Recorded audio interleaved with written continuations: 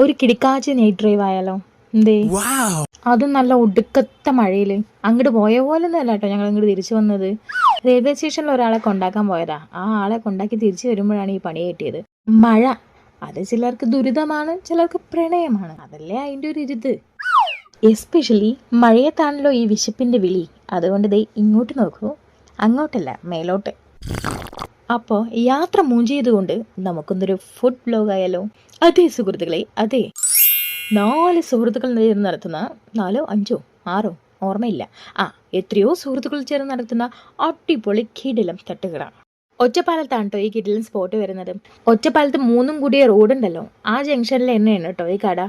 നേരെ opposite Kerala bank ഉണ്ട്. അതുകൊണ്ട് കണ്ടുപിടിക്കാൻ ബുദ്ധിമുട്ടില്ല. ഇനി ഇവിടുത്തെ സ്പെഷ്യൽ പുട്ടും അയലക്കറി, കടലക്കറി, നല്ല ചട്നി, കിടിലൻ ഡബിൾ ഓംപ്ലേറ്റ്. അതിനിപ്പോൾ സിംഗിളും കിട്ടുട്ടോ, നല്ല കുരുമുളകൊക്കെ വിതറിയിട്ട്.